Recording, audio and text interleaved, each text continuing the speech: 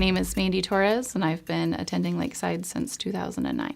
We lived on a farm. My dad raised pigs, and my mom was the spiritual leader of our household. She was the one that made sure we were at church and in Bible school, and she, volunteered in the church. I came to know the Lord at church camp.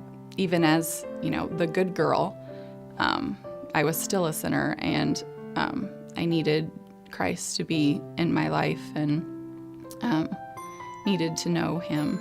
And it was just a few years later that I would be at the same church camp when one of my mom's best friends came to get me and let me know that she had passed away and was no longer with us.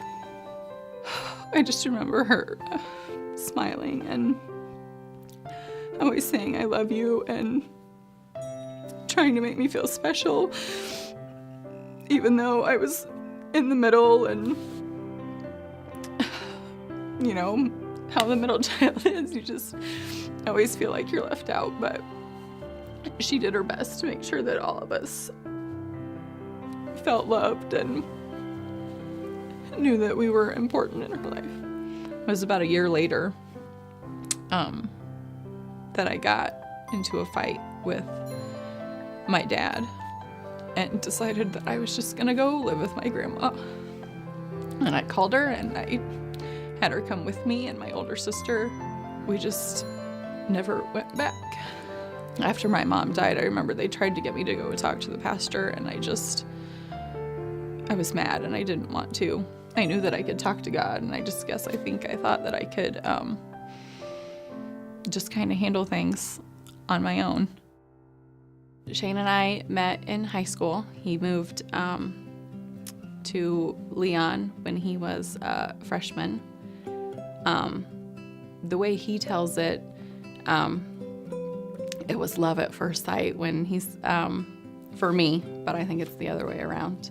Didn't date very long before we were engaged, and we were married and started our family.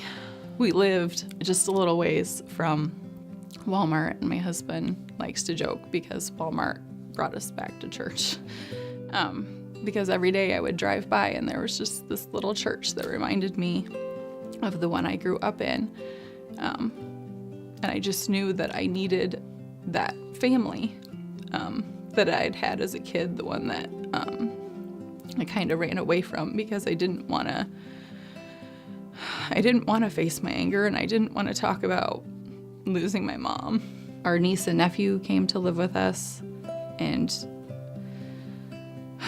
we were going to church and we were involved, and I just kind of thought that everything was going smoothly. And then this past summer, my grandma that had raised me got very ill. Around that same time, our niece decided that she wanted to go back to live with her mom. And I just started to feel like everything was spiraling. When I lost my grandma, that I felt like I had lost the last person that ever really wanted me. I realized how much it bothered me to not have my dad chase after me. And I just remember at the same time that I was saying the words to Shane that I had lost the only person that ever loved me and wanted me, like truly wanted me. I just remember hearing God say, "You know that I have always wanted you." I didn't want to face that pain. I didn't want to go there, but by numbing the pain, I was keeping myself from experiencing the joy and the peace that he wanted for me. When I start feeling bitter and like my story is just unjust and I'm feeling cheated, that he really wants me to know that it's just unfinished. My mother's favorite verse was Isaiah 40:31. But they that wait upon the Lord shall lift up their wings as eagles.